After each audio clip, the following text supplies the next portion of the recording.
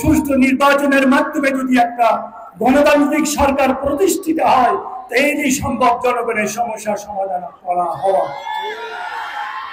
কোন তত্ত্বাবধায়ক সরকার, বিকল্প সরকার দিয়ে কোনদিন কোন পৃথিবীর সমস্যার সমাধান হয় না।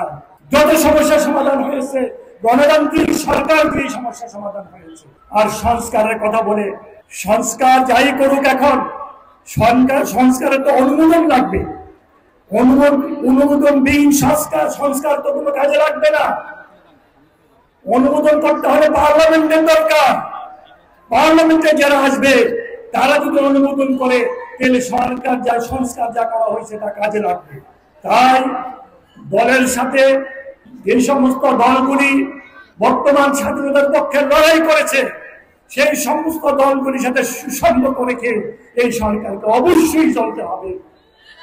সরকার যদি মনে করে অতীতের 111 সরকারের মতো আমরা নতুন নতুন দল করে আমরা সমস্ত সমস্যার সমাধান করবে, তাহলে আপনাদের জন্য অপেক্ষা করবে, আমাদের জন্য অপেক্ষা করবে এমন মহা বিপদ যা আমি বলতে পারছি না। আপনাদেরকে সবাইকে চেষ্টা করতে হবে, যে সমস্ত গণতান্ত্রিক দল গত আন্দোলনে এই স্বৈরাচার সরকারকে বিদায় করেছে, তাদেরকে নিয়ে, তাদেরকে একত্র রেখে, তাদের পরামর্শ নিয়ে, তাদের কথা শুনে যদি আপনারা সরকার চালাতে পারেন, তাহলে আপনারা একদম গ্রহণযোগ্যতা পাবেন, নতুবা আপনাদের গ্রহণযোগ্যতা পাওয়ার কোনো কারণ নয়।